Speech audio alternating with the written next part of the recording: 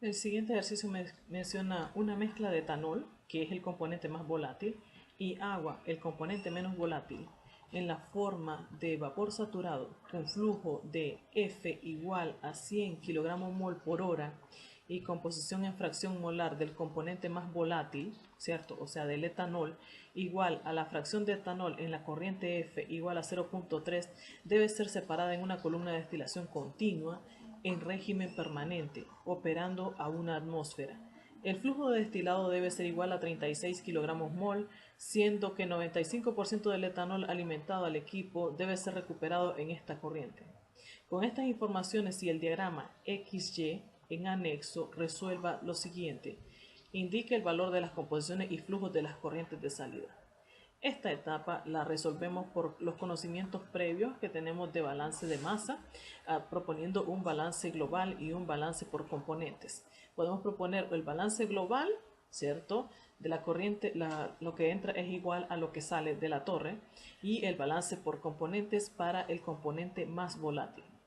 Además de eso, vamos a considerar una tasa de reflujo real R igual a 2.7.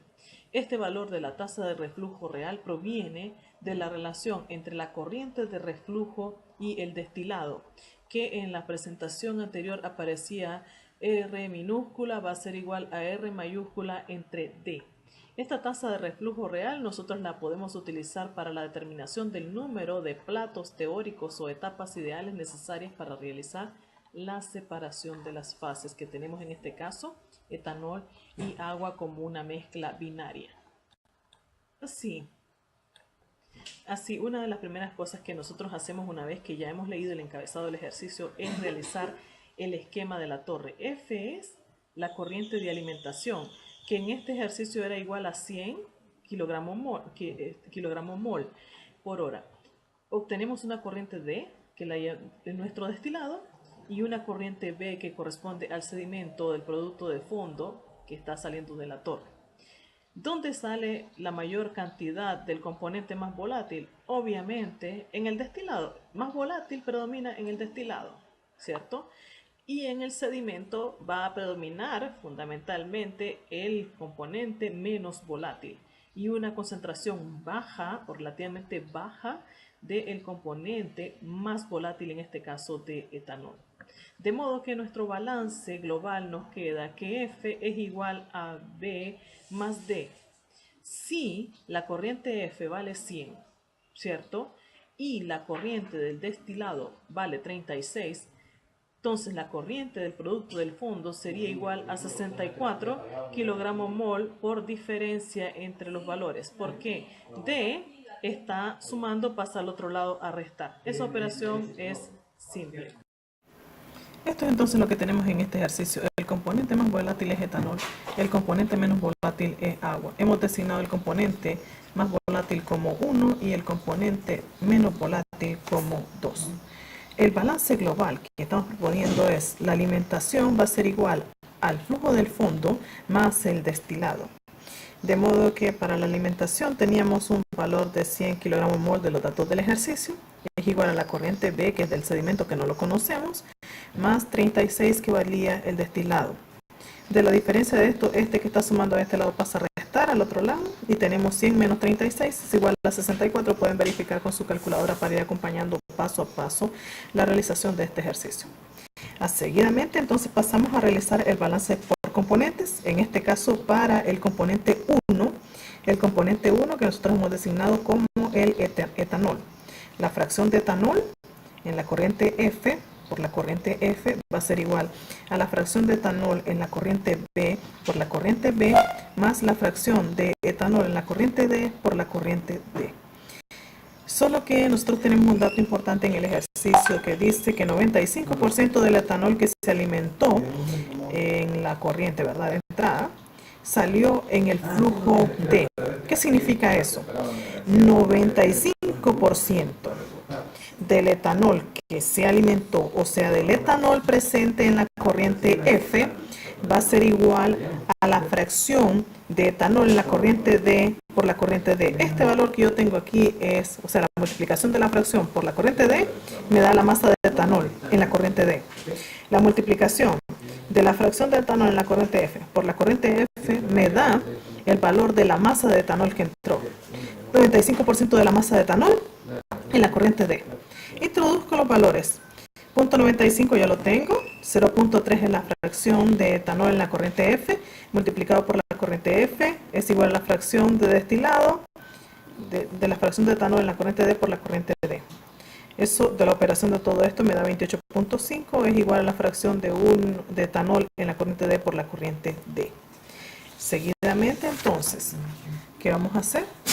Ahora vamos, como D valía 36 kilogramos mol, que eran de los datos del ejercicio, entonces ya procedemos entonces a sustituir la fracción de 1 en D, igual a 28.5, que era el resultado que teníamos, entre los 36 y encontramos el valor de la fracción. Ahora solo nos vamos entonces a la ecuación del balance por componentes y sustituimos para encontrar entonces la concentración de etanol que está presente en la corriente B, o sea, en la corriente de sedimento.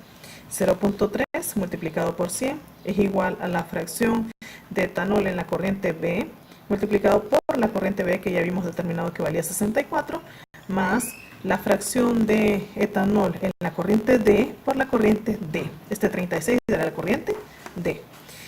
Multiplica eso, opera y le da entonces, después de que esto que está sumando a este lado pasa al otro lado a restar, este que está multiplicando pasa a dividir, entonces tenemos que la fracción de etanol en la corriente B va a ser igual a 0.24. Este valor de aquí y este valor de aquí son los valores que nosotros vamos a utilizar para la curva de equilibrio y determinación del número de platos teóricos que tenemos, ¿verdad? Además de eso, hay un punto importante que es en relación al cálculo de un punto en la curva que se llama la relación de la fracción del componente más volátil en la corriente D sobre R más 1 que nos da un valor. Esto es cuando nosotros tenemos la tasa de reflujo real, ¿cierto? Porque hasta esta etapa usted lo único que ha hecho es el inciso A del problema. Nos falta ahora calcular el número de etapas ideales de contacto para conseguir la separación de los componentes.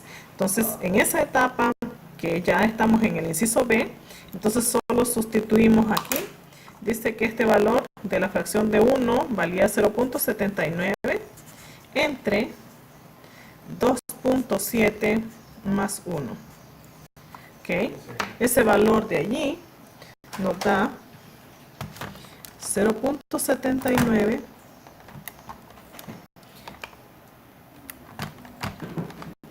a 0 es igual a 0.21. Encuadre ese punto, que ese valor también lo vamos a utilizar en la siguiente etapa. Muy bien, este gráfico es solamente válido para una mezcla de etanol-agua en la presión de una atmósfera equivalente a 700 milímetros de mercurio. Por lo tanto, en esta línea de acá nosotros tenemos las concentraciones del componente más volátil, ¿bien? Y en las diferentes corrientes nosotros vamos a ubicar aquí concentraciones del componente más volátil. En este caso el componente más volátil, ¿quién es? ¿El etanol o el agua? Por supuesto que es el etanol, que presenta un punto de ebullición de aproximadamente 78 grados Celsius en comparación con el agua, cuyo punto de ebullición es aproximadamente a 100 grados Celsius a una presión de una atmósfera. Entonces, esta línea de acá ubicada en el centro es la línea de equilibrio y esta curva, que es una curva súper importantísima para nosotros, representa la curva de equilibrio. En el caso de nosotros no vamos a tener que determinar la curva de equilibrio porque ya está dada. Entonces, con los datos que nosotros tenemos en el ejercicio, nosotros vamos a utilizar esta curva para determinar el número de platos teóricos que tiene en esta curva. Vamos a ubicar los tres puntos que teníamos de la fracción de etanol en D, o sea, la fracción de 1 en D, el punto que valía 0.79, la fracción de 1 en F que valía 0.3 y la fracción de 1 en B que valía 0.024. Eso lo lleva al punto de la curva hasta este punto aquí. Tienen los tres puntos marcados.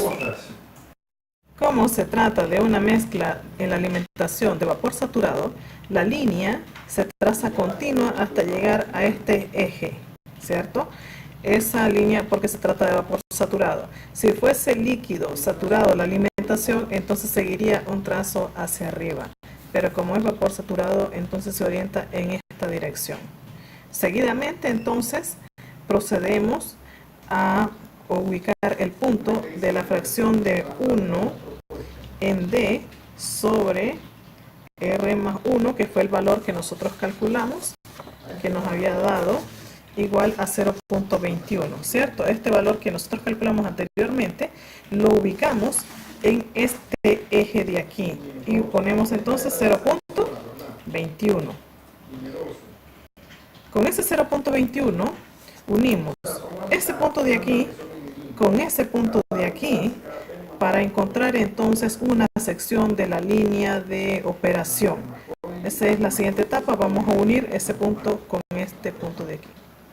Y entonces nos queda de esta forma ya la unión de los dos puntos.